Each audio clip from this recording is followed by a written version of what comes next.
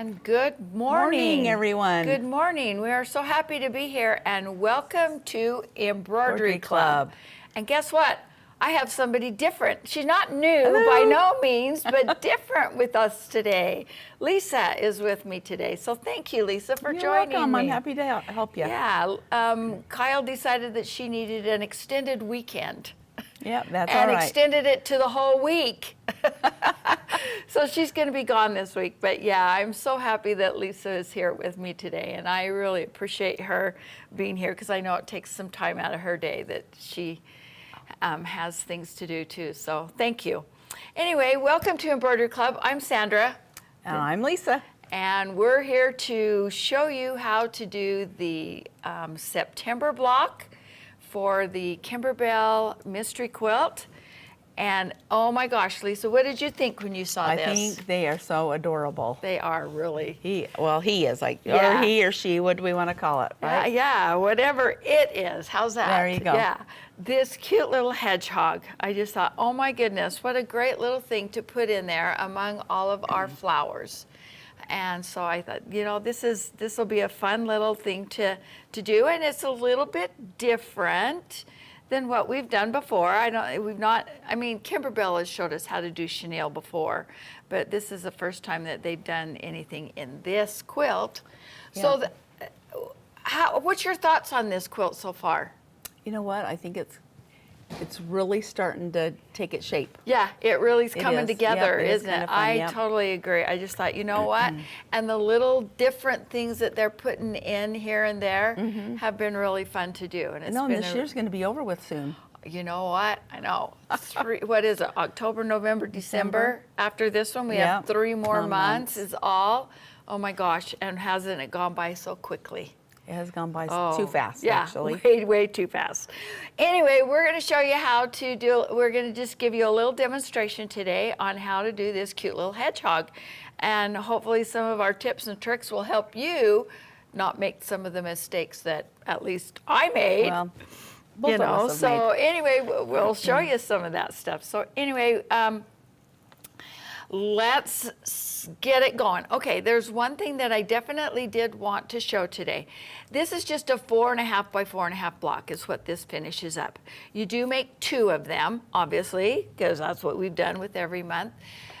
But because this is a smaller one, you do have to use a 5 by 7 hoop because of the background quilting design.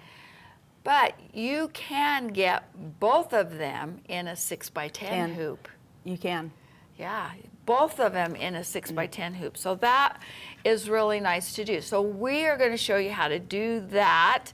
First of all, is how to put both of them in a 6 by 10. We're going to use a 5 by 7, and then I have a couple of other little tips I want to show you when we're all said and done with that. Anyway, so keep with us. I hope we have something that you can learn from. Anyway, Lisa, let's get started. So we're just doing the 5 by 7 one first? Is that what we're doing? We're going to show how to put it in a 6 by 10. Okay. Well, I'm going to show you what I like to do. Okay. I like to come up here to my settings page. And right here, I can select. Hold on. We got to get him the camera over here on our machine. There we go. There we go. Thank you, guys. Okay. So right up here on the top, there's a settings page. It looks like a piece of paper with a bent over corner. I'm going to go to that page, and then I'm going to select my 6 by 10 hoop. That's what I love that. Don't you just love that? I do. And actually, it's 6 1/4 by 10 1/4, right? So now that shows up on it will show up on our screen. Okay. Okay. So now I'm going to select my quilting first. And then... And the one thing I noticed about this background quilting design, Lisa, is it's directional. It is directional, so we need to make sure, and what's so nice is they've given us twice as many quilting files this time, right? Yeah, a lot more. So you have a lot horizontal and vertical. Yeah. So it makes it really nice. Kimberbell's thought of it. I mean, you stop and think about everything that they've given us during this whole quilt has just been absolutely incredible. Amazing, right? Yep. Yeah, I totally agree. Okay, so on our screen here, I'm not sure if you can see it, but there is an outline where our 6 by 10 is. So this is how I did mine the other day. And so I have it comes in on center, then I'm going to add And now I'm going to go back to my September, and I'm going to bring in the hedgehog. And so the directions tell us that they need to be centered, right? Yep. Okay. So now I'm going to press embroidery, and then I'm going to go up here to layout, and I'm going to go press move, and I'm going to move him right to the top of my hoop. Okay, so tell me, why do you do it that way instead of bringing all of them in and then moving them? Okay, because I want to be able to see where my hedgehog hits on that quilting file. Okay. Yeah. Okay? Uh-huh. Because if I bring them in both in and I go to move them, it's going to move both designs.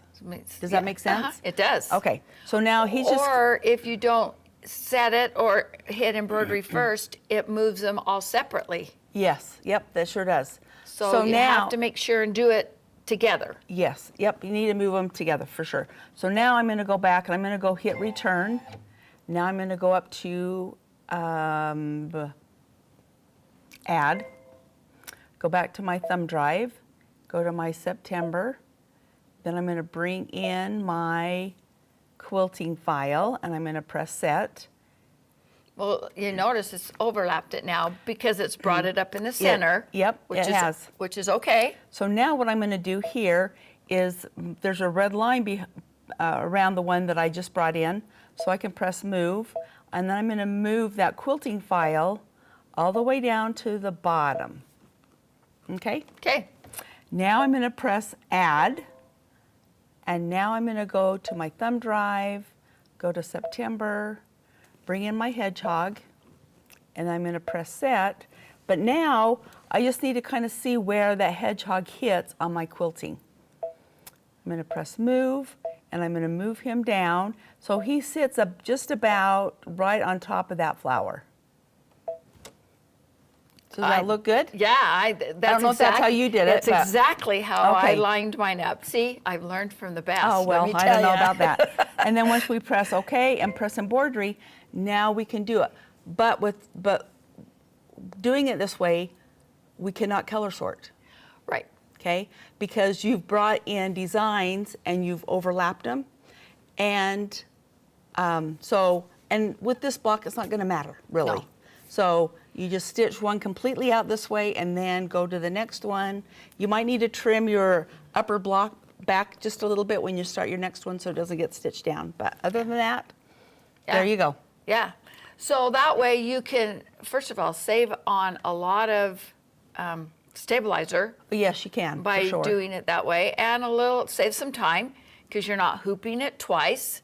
So this worked out really nice. But I really like how we can bring in our hoop size and put that on our screen. Yes. Because sometimes maybe we've spread them out too much. Yeah, and then it tells yeah. you can't put that in that hoop or whatever. So yes, I agree too. Okay, yeah, Pamela, you could duplicate, Yes.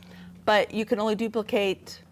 I guess you could duplicate as long as you tap on the duplicate the hedgehog. hedgehog. But yeah, you could do that for sure. Yeah. Lisa, your design should be in your Kimberbell account. So that's where you need to go to see that. It will be in your Kimberbell account. So check that out and see if you can find it. If not, give customer service a call and they'll be able to double check and make sure that it got loaded into your account. So yeah. Okay, perfect. Should we just take one of them off now? Just take one of them off. Okay, so we're just going to go like this. We're going to take the hedgehog off. Going to take the quilting off. And now I'm going to press embroidery. And now you know what I can do? I can go back and center him right in my hoop. Okay, So. but what I want you to do, though, Lisa, is I want you to bring your 5x7 hoop Okay, in. all right, we can do that for So sure. go back up to your little envelope there, or settings page, and bring it down to a 5x7. Yeah, let's go 5x7. Okay. Okay, and now what I want you to do is I'm gonna show you something a little bit different later on. Also, Okay. I want you to take that design and move it to the bottom of the hoop, The whole design. the whole design. Okay, so we're going to push. We're going to move. And I'll kind of go over why I'm doing that in just a few minutes.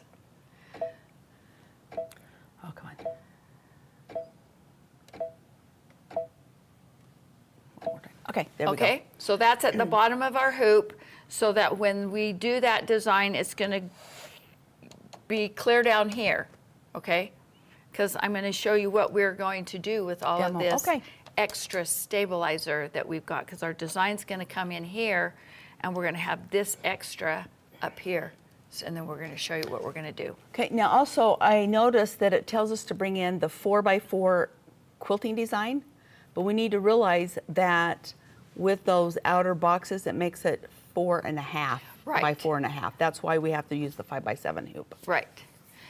Yeah, exactly. That's why the 5x7 instead of a 4x4 hoop. Yeah, Right, because of that quilting design. So, okay, I think we're ready to go, right? I think so. Okay. No, you can go ahead and leave Leave the that black in? because Okay. it will give us, and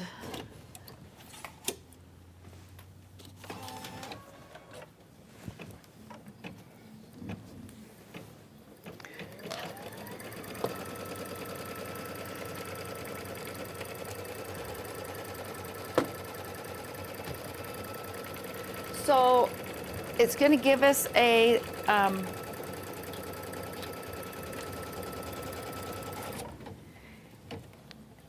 placement line for our batting. Sorry, I'm trying to do 3 things at once here. So let's see. I'm going to cut my piece of batting here. So Lisa, when you cut your batting, how do you figure how you're going to cut it?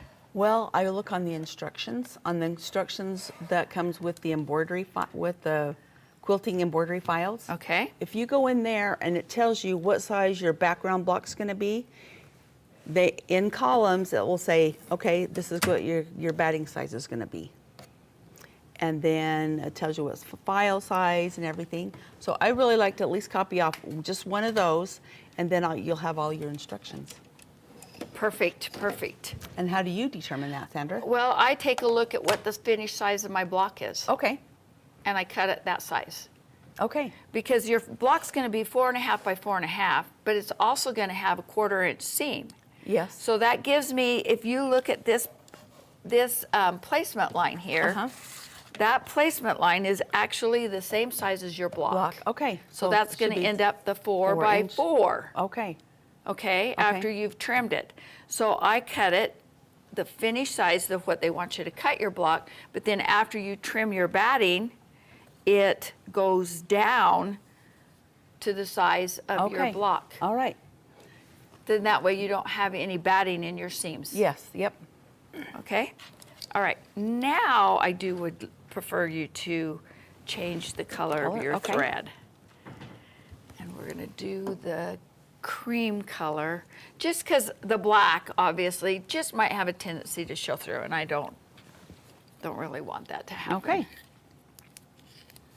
So I just wanted to So kind what of we're doing is we're changing the color to what we're going to do the quilting, right? correct. Okay. That's the color, and we're just going to use the cream linen. I think it's cream as the color that they have you use on this one. So there's that. And I'll let you stitch that down. That's going to tack down our batting.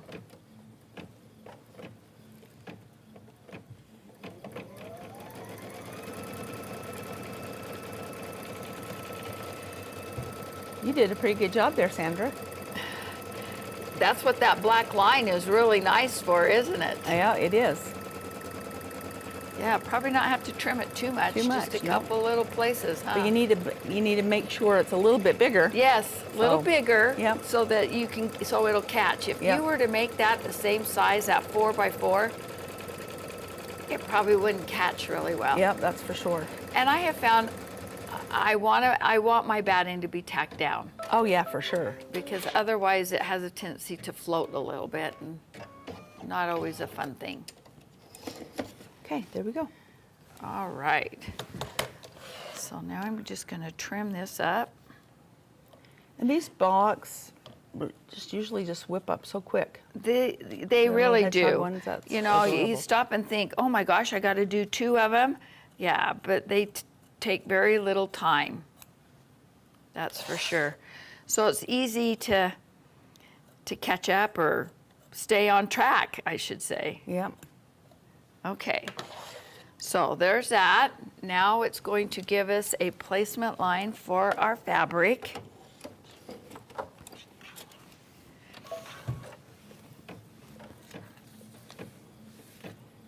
And in our instructions, it tells us here what pieces of fabric we need to cut. So our background quilting, our background piece cuts at 6.5 by 6.5. And then we need a piece for his face, Okay. okay? And it's just a 2 by 1.5. That's just such a small little piece. I mean, a lot of these, you could just use pieces of scraps that you have. Yep, that's for sure. Yeah, especially if you didn't buy the whole kit for it. You definitely, because that is such a tiny small piece Yeah. that you definitely could use that. And then you need 4 of these. This is for the body, and they are 4 by 3. You are to put fusible backing on your background piece, and I've already put that on there. And this I do pretty much the same Same thing one? as my Okay. batting, Okay. just a little bit larger so that it's the size of my block. And then also on the face piece, which is this small piece, you Okay. put fusible backing on those 2 pieces. Not on these, because if you put fusible backing on them, you're not going to be able to chenille it. Yeah, that's true. So for sure. these do not need fusible backing, these do. So, Okay. all right, so we've got our placement line for our backing. And so because I've cut that, the size of my block, when I line that up on here, I make sure that my fusible backing covers my batting. Yep. Very good. So you can see, I can feel it, first of all, but I can also, I can peek under the edge here and make sure that it's right where it's supposed to be if I need to, but I definitely can just use my fingers, rub that across there, and I can feel it. Okay. Okay, now it's going to do a tack down line for our background fabric. And the quilting designs in this quilt have just been absolutely adorable. Yeah, they have been very cute, haven't they? It's so fun, and I could think of all kinds of different things that I'm going to use them on, that's for sure. It's always fun to have something that you're maybe doing some quilting with, and to choose these different background quilting designs has been absolutely fun. Yep. Okay, so now it's going to do a quilting, right? Yep. Okay, let's go. And make sure we're doing it the vertical way, right? Vertical, yeah. So Bring in when the you- vertical one because there Yeah. is a horizontal one too. Yeah, so make sure that when you bring in this design that you bring in the correct one. That's right.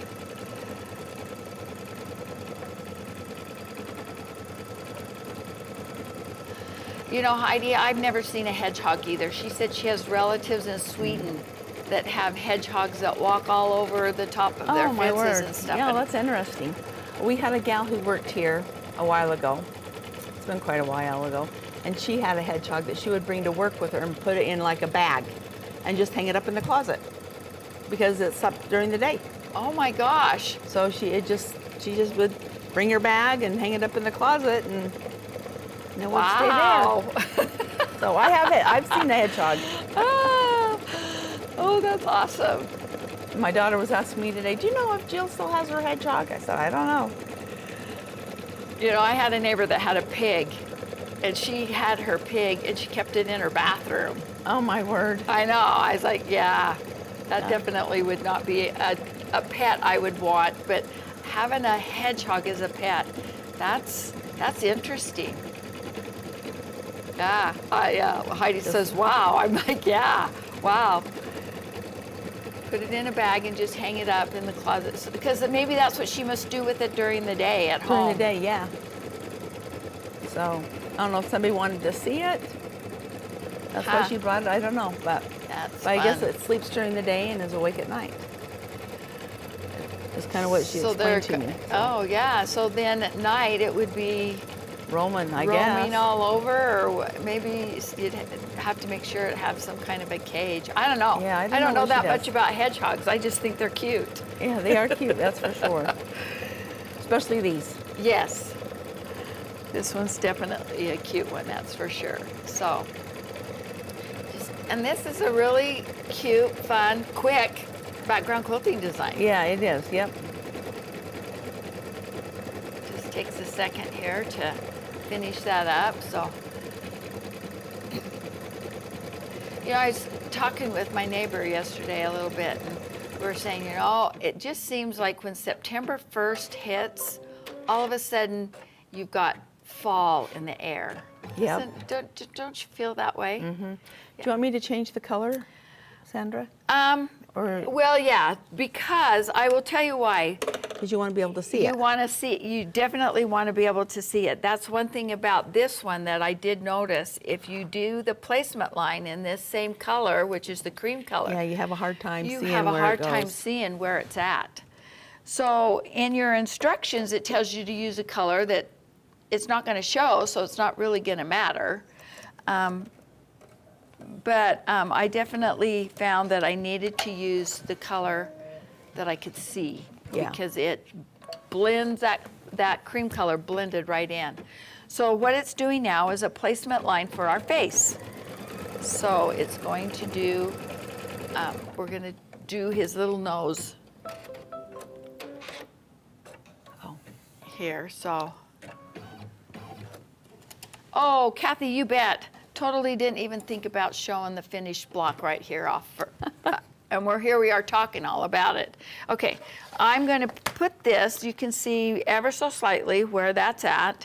So I'm going to take my piece of fabric here and place it down, and then just put a small piece of tape there. I'm going to give this to Lisa, and while she stitches that, take a look at our cute little hedgehog. Yeah. You know, you see the picture, and it kind of really doesn't do it justice. No, I it think doesn't. It No. really doesn't. Once you stitch it all out and everything, it's like, oh, he's kind of cute, actually. So that is our finished block. We have 2 of them that you'll do, so you'll have 2 little Well, hedgehogs. and my thing too is if they don't like that look, they don't have to put that on there. No, you're exactly right. Just use your one piece because it has that little decorative stitch around. Yeah. So. Yeah, if you don't want him fluffy like that, you definitely could just leave him the other way. So now I'm going to take this and I'm going to trim it up.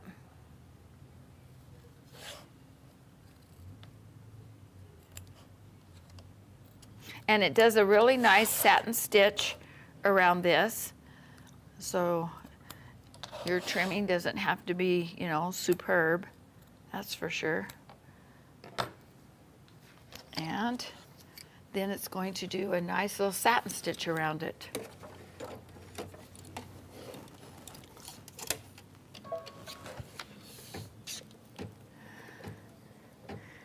And it gives us, in your instructions, it shows you, you know, and it never ceases to amaze me as I look at Kimberbell's instructions, how every time I see a little bit of difference in them, and it's an improvement. Oh yes, that's for sure. It's Yeah. definitely something that is a big help. I love the way that you look at the pictures, and it actually gives you the number on the picture that coincides with the number of the stitch step that you're on your machine. Yeah.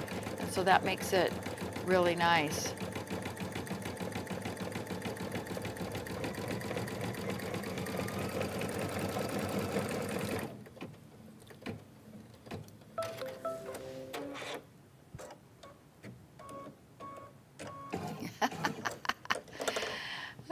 The comments about the little hedgehog. Oh. It says they only live 2 to 3 years. Oh. So they don't live very Very long. long. Okay. Okay, now we're going to do a stitch for his nose and his And the eyes. Yep, just some little black dots on there to give him a nose and an eye. Yeah, Sherry, he really is cute. I think so too. He's just darling. So, Lisa, what machine are we working on today? We are working on the Altair 2. So this one could coincide with your scan and cut. Yes. Yep. It sure could. So that makes it really nice. Yeah, so if you're interested at all in that, definitely reach out to us at Girlfriends, because we now can sell brother machines. Brother machines, yep. And with that, you could cut out like the face. And maybe just just one layer of the body. Right. And then the rest of it you'll want to, but you could stitch those out. Yeah. Or cut those out. Cut those out. Yeah. With your Scan and Cut, that'd be awesome. All right, so I'm going to do you want me to change it to brown?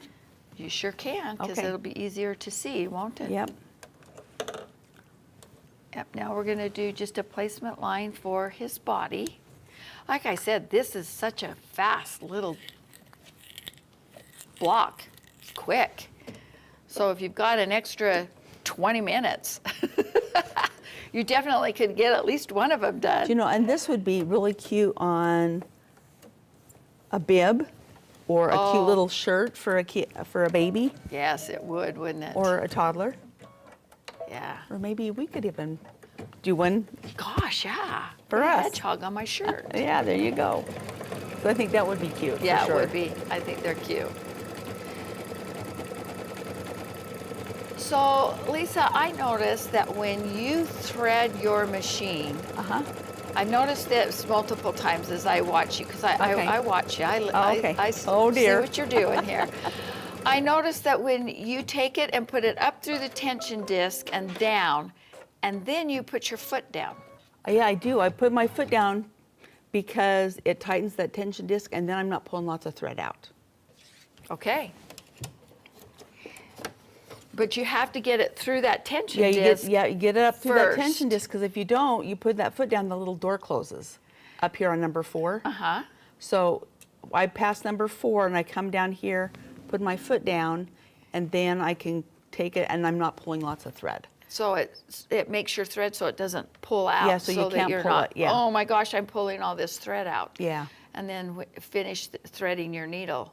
Yep. It's a great tip. Great tip. Okay. Great. All right. Thank you. I'm glad that you noticed that, Sandra. Yeah, I have noticed. You know what? I guess I just get in the habit, and that's just what I do. And I am not in the habit of doing that. And I watched you do that, and I keep thinking, I need to do that, because that definitely helps. Yeah, I think it does. Yeah. You know, because sometimes we pull lots of thread, and Yeah, and a lot of times, you know, you're threading that and you're pulling it around and you cut it, and I've got this big, huge, long piece of thread yeah, it's like, that's a lot of waste. But Yeah, it anyway, is. okay, one piece of your body fabric, you're going to take it and just cover your hedgehog. They're plenty big enough, so just make sure you cover that placement line that you've got on there that shows the body. Just take that and put that on there like that. I'm just going to put one small piece of tape on that. Okay. Just kind of hold that down. And then it's going to do a tack down. Now remember, just one piece. Yep, just the one. Denise said that she was also taught that way. I bet, and she said, has your name on there. I wonder if you were the ones that taught her that. All right. So, yeah. I don't know, that's what I just like to do, because, you know, we're always so conscious of, you know, the thread that we, Yeah, you know, we are. We're conscious of the thread. We're conscious of our stabilizer. We're conscious of these kinds of things because it's not a cheap hobby. No, it is an expensive hobby, but I feel like it's well worth it. I agree. So I need to get in the habit of doing that. You know, with your stabilizers and thread. So, you know, and they always tell us to cut our thread, or we can like backtrack until you hear a little click, and then it comes out of the tension disc, and then you can pull that out. Pull or it cut out. your thread and pull it out through the needle. The needle, yeah. So. Yeah, you definitely need to do that. Don't pull it out to the top, because Yeah. that again can Yep. do damage on your tension disc. Yeah. Okay, so I got a little bit of tape in my guy here, so I'm going to just take my little tweezers here. Don't you just love those? I know, I do. They're just awesome. I had to get a pair for my father-in-law because he ties flies. Oh, I'll bet those And work he goes, great. oh, I like those. So, I'll bet they work great for that, don't they? Mm-hmm. There we go. Yeah, and those little points on that hedgehog Okay, now I'm just going to trim this. And then this does do a little decorative stitch around it also. Kind of a candle wicking stitch a little bit. Yeah, I think that's what isn't it is. You don't see much of it, No, you don't. but it's good to have it But there. that's why I said, you know what, if you didn't like the shaggy look, then don't. Yeah. You could put a little bit of flexi foam underneath this. Oh, you could if you, and have him puffy. And have him a little bit puffy if you don't like the chenille Well, no, part what of you it. could do if you don't like the chenille, but still just cut or stitch the chenille lines, and that gives the texture, Yes. right? So Yeah. that would work too. So yeah, a little piece of flexi foam on there would be great.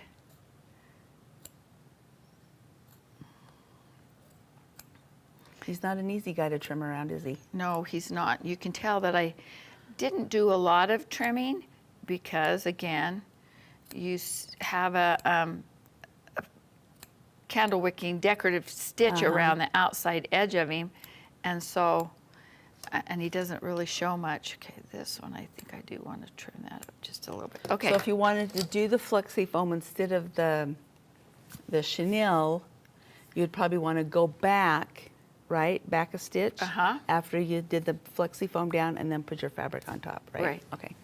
Yeah, you would definitely have to go back, put the flexi foam down, tack it down, trim it, put your fabric down, And then just go back one and step. go back. Yeah. Yeah, you'd have to go back on that step to do that.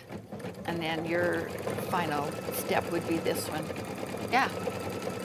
Fur fabric too. I agree. You could use fur like a fabric? minky or a Oh, yes. fur on Yeah, there. you That could. would be really cute. Yes, I agree, Sherry. That's a great tip also.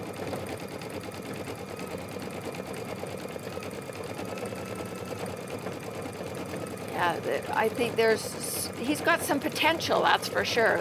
Yeah, a great animal to use the scan and cut. Yeah, you're right, Doris. That's what we But then discussed again, earlier. just make sure on the body, you're only cutting one. Right. Because the other ones you've got, if you're going to do the shaggy, Shaggy, you've got to have that. you've got to have the 3, and they're not cut out, so. Yeah. Yeah. Heidi says fur. I agree. Yeah. Yeah, I think that would be great. And you know, you only use 3 spools of thread on this little guy Oh, yeah. too. Well, you know what? And if you do it on a little shirt, I think the fur would be really Yes, cute. yes. For sure. Yeah, the minky, the fur, whatever it is. Yeah, that whatever have you to put just- on there, yeah. Yeah.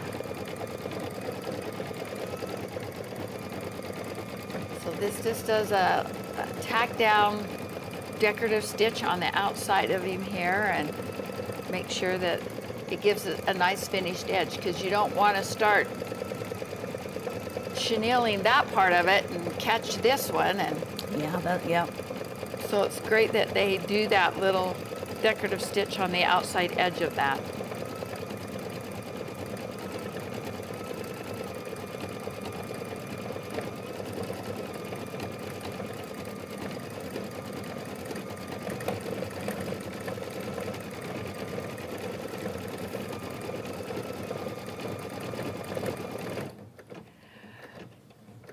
So I don't know that you chenille any type of a fur fabric? I don't think you can you?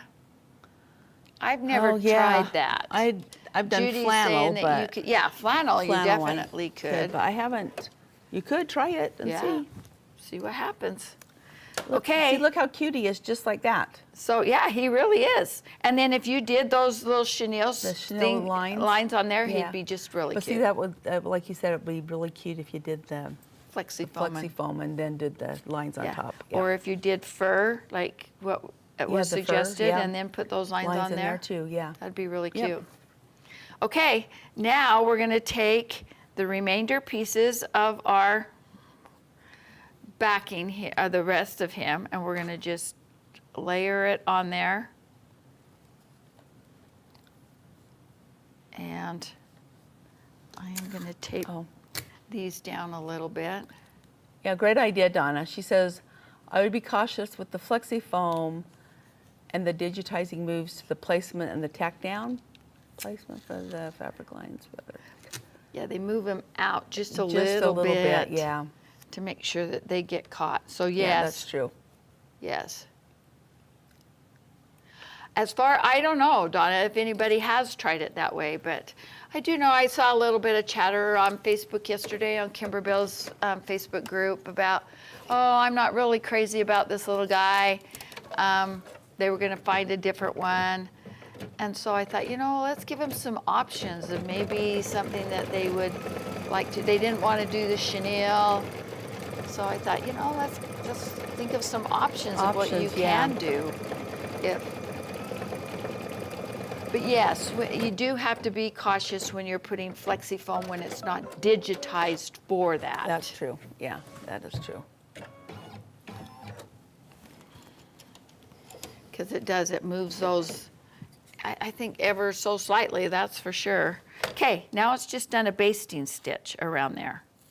Okay, and what we're going to do, and again, I'm not going to cut this really close to that basting stitch because it's going to be chenille, the edges anyway, so it's not really going to matter.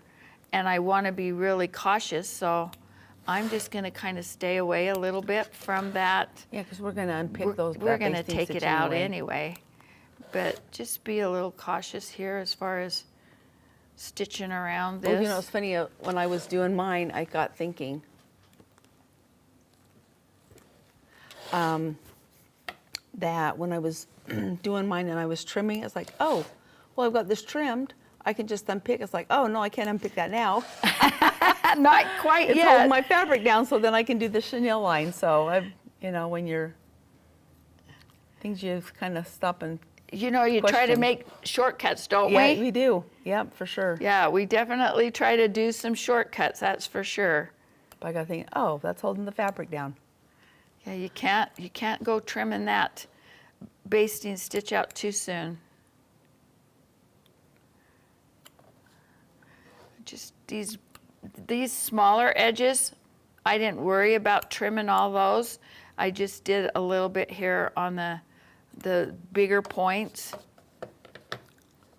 But the rest of that, I'm just going to leave it like that. Okay. I think we're on our last step on our machine, aren't we? Yes, we are. Last step. Okay. This does the chenille spine lines, is what they call it.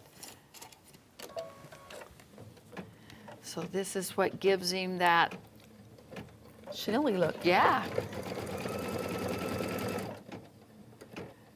I'll tell you, these guys have a lot of imagination.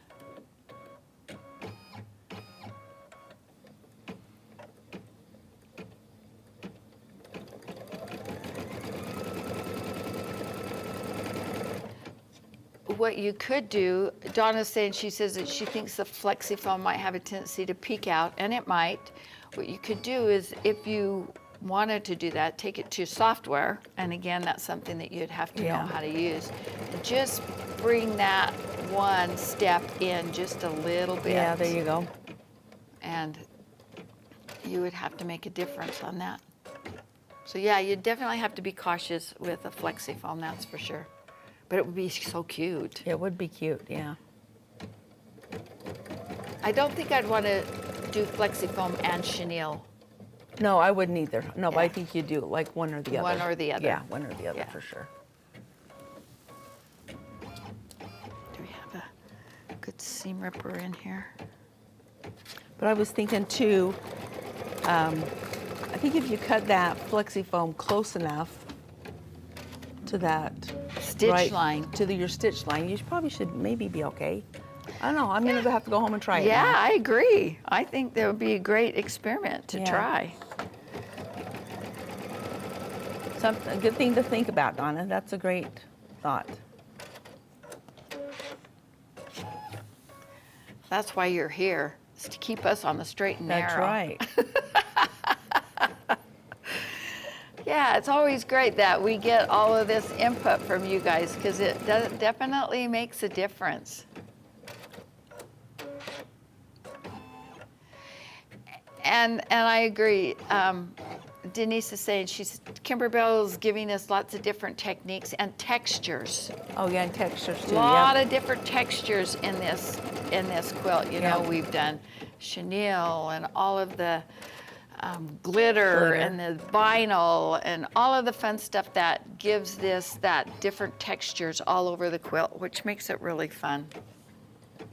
I'm excited to just start putting this together. Yeah, yeah.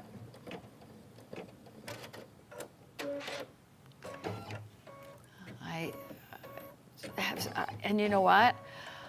I looked in our files, because we usually get the files about a month ahead of time. I haven't seen October's block Not yet. yet. I went in to see if I had it, and I haven't got it yet. Okay. So I'm going to give Kathy a call and ask her. Yeah, there you go. Is it out yet? Yeah, because she's the one that gets them, and then she distributes it to us so that we can get them done. But I like to at least give a little bit of a hint on the possibility of what next month's block would be, but Yeah. I can't do that Yeah. today.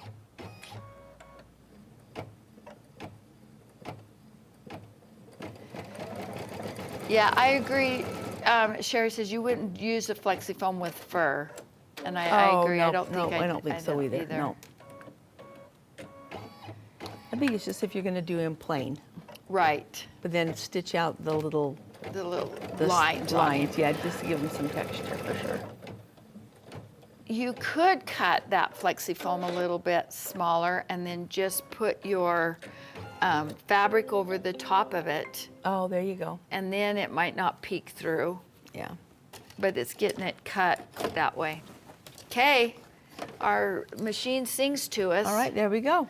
Okay, now some of the things that I learned that you need to be a little bit cautious with when you're cutting this. Okay, first of all, I need to You go know, over. and Sandra, also, I noticed on the instruction sheet, it does have like the blue, it has some blue lines where it tells us to cut. Did you notice that? Right here on this picture right here. Okay, so that's telling you where to cut. Yep. Okay, that makes sense. Because I thought the blue lines were just the lines for the chenille, but the Yeah, I think dark the blue- lines are the ones that these placement lines like this, and then the blue Blue lines lines. is telling us how to cut it. How to cut it, yeah. Okay. That's why we have other people Well, here. it's keep nice us- to, you know, sometimes we get to a point and it's just like, oh yeah, we're just gonna start cutting, but I'm thinking we read all the instructions too. I mean, I've done the same thing myself, so. Yeah. But then I got looking, I thought, oh, those blue lines show us where to cut, so. Yep.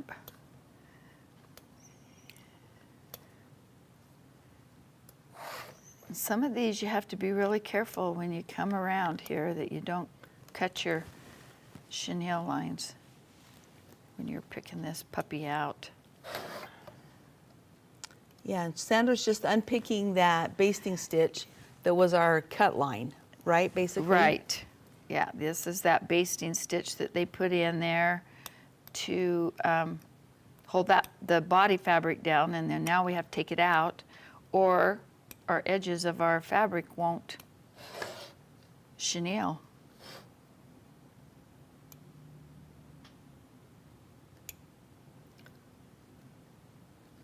Okay, come on. What about the tweezers? The little snips. The tweezers. Oh, that's a good idea. That might help me a little bit, huh? Or just even slide those underneath the basting stitch. Oh, because it has that cutting edge. It has that cutting edge and the tip of it is just a little bit smaller, I think. Lisa, I know. thank you. You're welcome, Sandra. So smart. But those have got to be... Use your tools, right? You know what, and my thing too is those you cannot get any better tweezers than those. No, you really can't. You're right. I've praised When you're these doing machine tweezers embroidery, that's, from the very start. I you know, have any praised of your these. traveling lines or whatever you need to unpick, or in between, like the dot on an Your- eye, Your jump stitches. your jump stitches, it just slides like butter right through there. And I've never seen a pair of tweezers that do that. or scissors. Yeah, you're right there.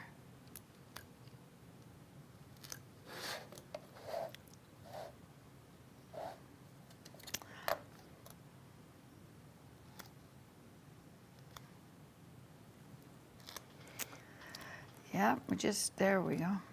Some of these basting stitches aren't basting stitches. I will say that. Yeah, some of them are. Some of them are a little smaller than the basting stitches that I like. So Donna had a suggestion. She says, curious if the water-soluble thread would work for the instant of having it to pick it out. It might. You know that I've never thought about using that. That might be a good idea. That might be worth a try too.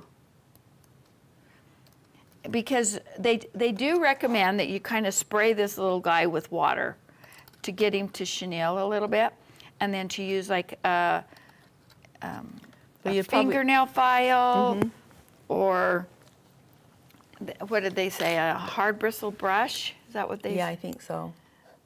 Let's see. What did they say? Lightly spray, face, satin stitch, fluff, stiff brush. Yeah, just a stiff brush or a fingernail file. Or if you have like a hard toothbrush, Yeah. a harder one. You're not supposed to use hard toothbrushes, Lisa. Well, I Only for don't. scrubbing your toilets. Oh. Well, I'm talking about with the chenille. For this you can. Okay. Yeah, there you go. Okay. I'll let you have a hard bristle Okay, good. toothbrush for Okay. that. Well, I don't have a hard bristle one, but. Okay, good. But I just wondered if, I think a toothbrush probably would. Or of Yeah. course we have our chenille brushes. Yes, we do. And I think those work out really nice. Yeah. Let's see. I think I've Okay, got. the brand of tweezers that Sandra's using are Kimberbells, and they come in with the scissor pack, which are very handy. And today they get a 15% % off. Okay, that's amazing. Thank you for the reminder, Lisa. That's really awesome. Yeah, 15% off on anything embroidery. So that's out of the Kimberbell pop-up shop. And Okay. those scissors are wonderful. Yeah, they I are. love that pack of scissors. I tell you, when they very first came out with them, I was like, oh, yay. I got to make sure that the edge of this part right here is going to come up.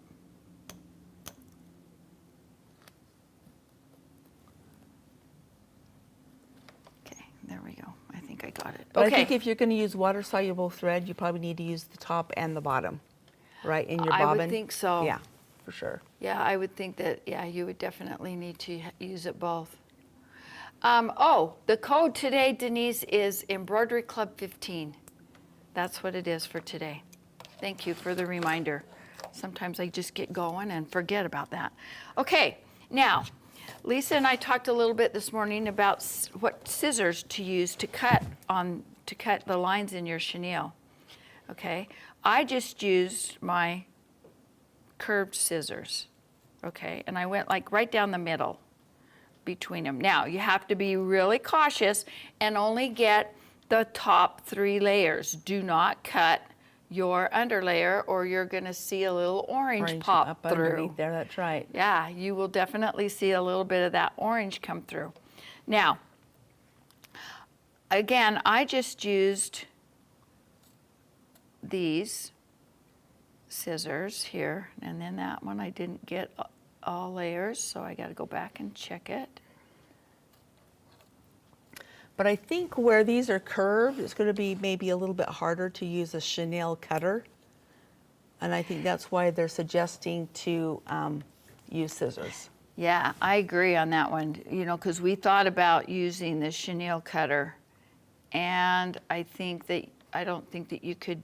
I think it would be a little bit harder. It would be a little harder. So I just used these. Let's see how that worked out okay for me.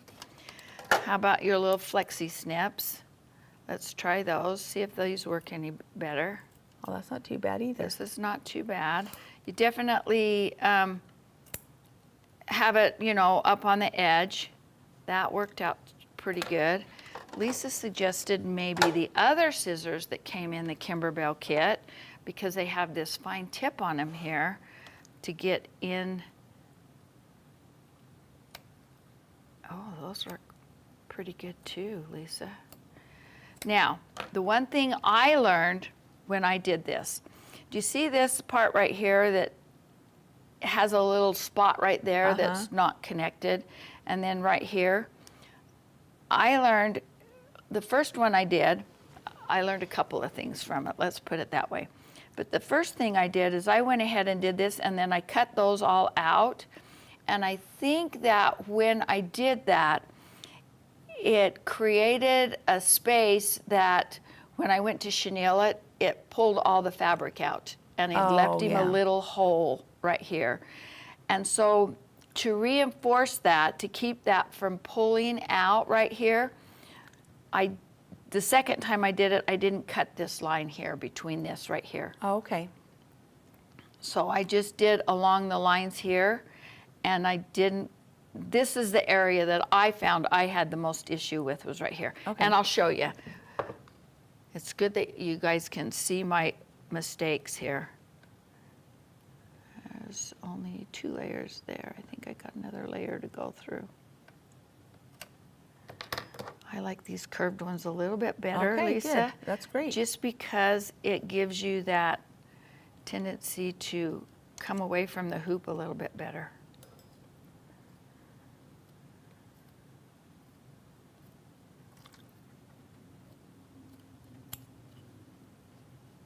Yeah, there. Now this is the one. And of course, when you're on camera doing this, it's always harder. I want you guys to come and do this on camera and see how well you do. No, I'm kidding. You'd think after this much time I would be used to it.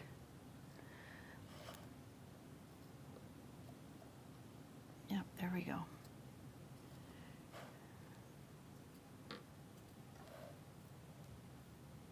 Okay, and this little guy here, that one. And you can see I didn't get all my basting stitches, but as long as I can get my scissors under that edge, there we go, I seem to do okay.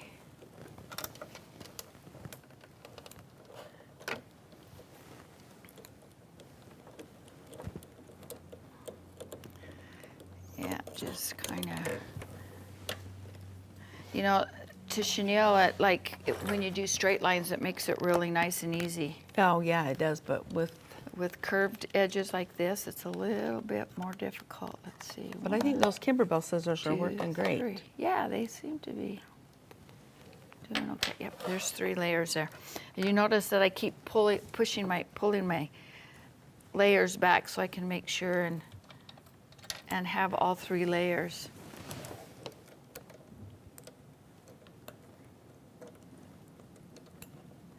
And totally do this in the hoop. Don't take it out of your hoop. Oh, yeah, don't take it out of your hoop. That, I definitely would not take it out of the hoop until after I've done this. Yeah, for sure.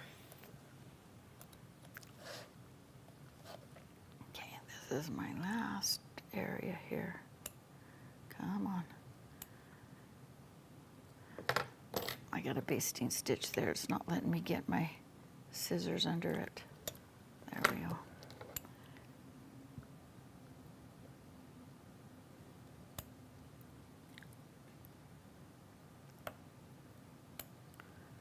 There we go. Come on.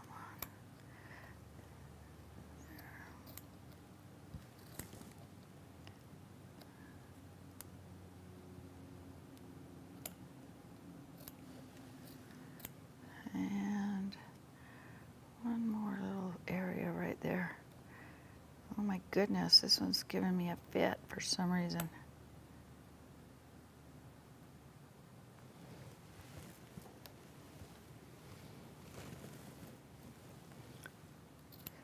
There we go.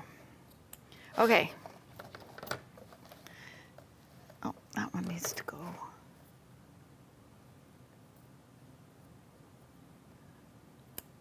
Right there. 1, 2, 3, 1, 2, 3.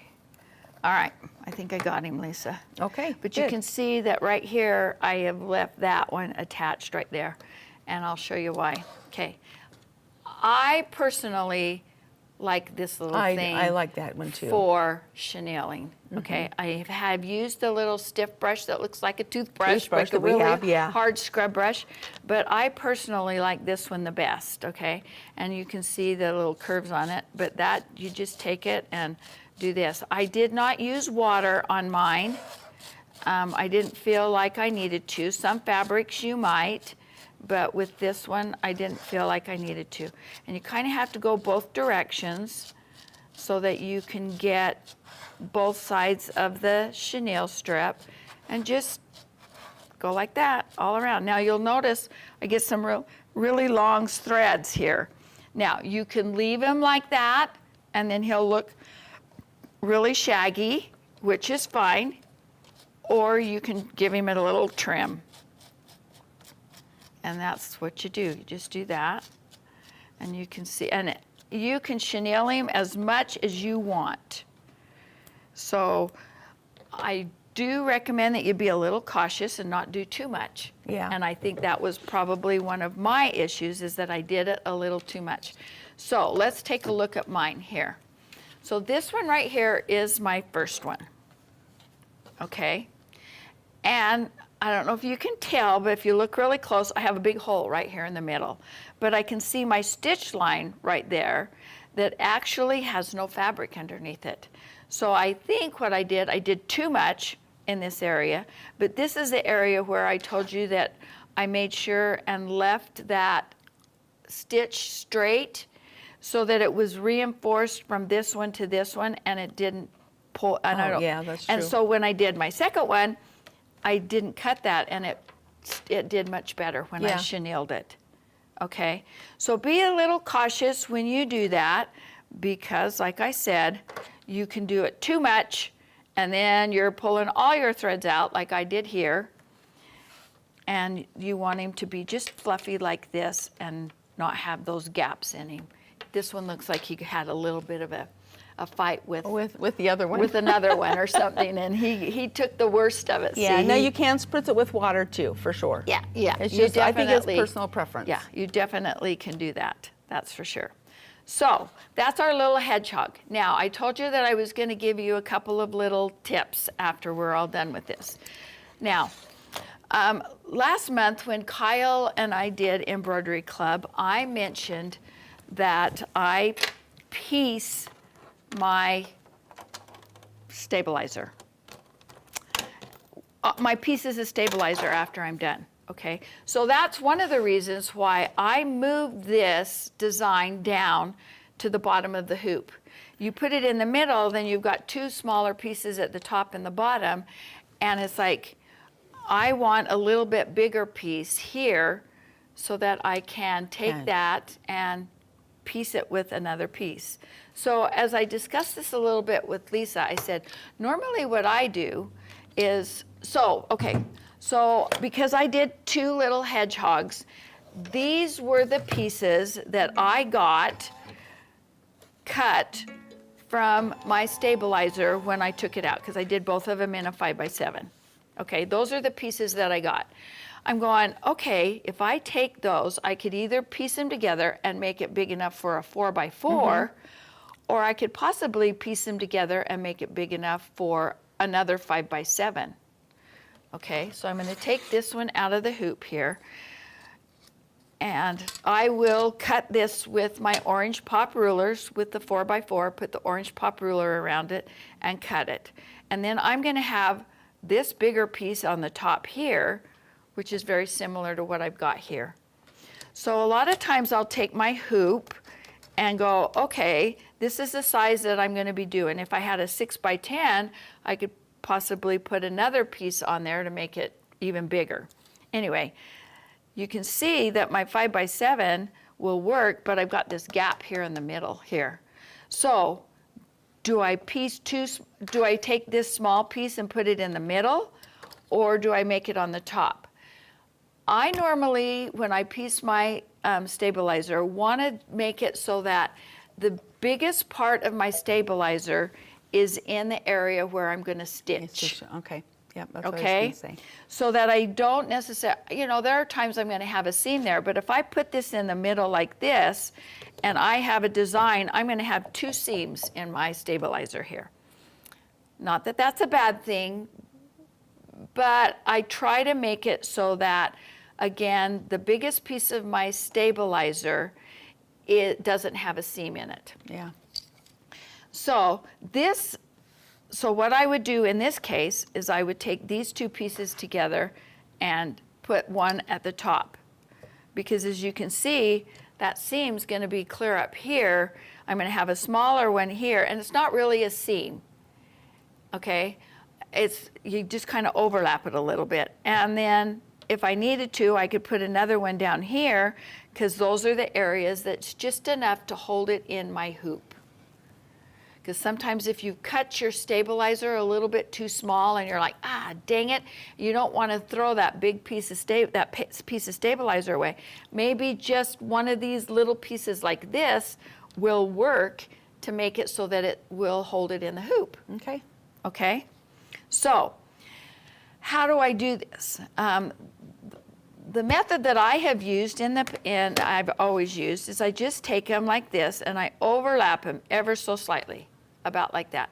And then I'll just take and go a straight stitch right down the middle. And I just use my regular embroidery thread. And then I would take this one and stitch it across here again, just ever so slightly, and stitch it across there. Now when I cut my stabilizer, I try to cut it as straight as possible. Oh yeah, for sure. So that when I do piece them together, I have straight lines. Okay? Now, Lisa gave me a suggestion yesterday about using your edge joining foot on your machine. That would work. So Lisa's going to show us how to do that. So I'm going to give these 2 pieces of stabilizer to Lisa, and I'm going to have her use that edge joining foot, and then let's take a look at what it's going to look like. Okay. So with this edge joining foot, there's a little guide that you're going to put down between the 2 layers. Actually, I can probably spread that out. So obviously, you know, you put your machine back into sewing mode, obviously, and do it this way. So you just butt them right up together? Is that what you've done? Yep, and the guide goes right down between them. Right down the middle of them, okay. And it does like a zigzag stitch. Going a little fast for me.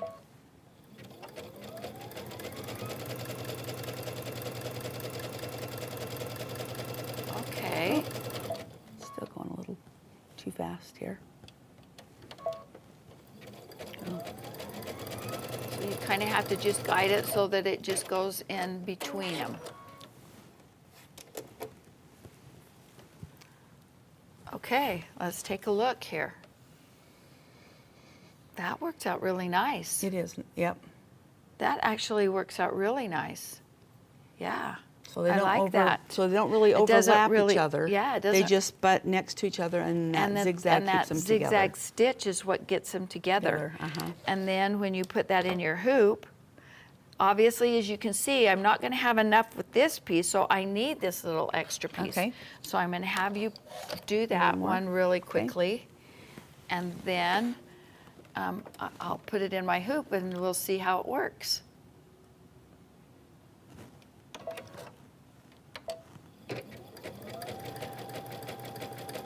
These smaller pieces are also nice to keep on hand, that if something happens with this other stabilizer, you can kind of float it underneath.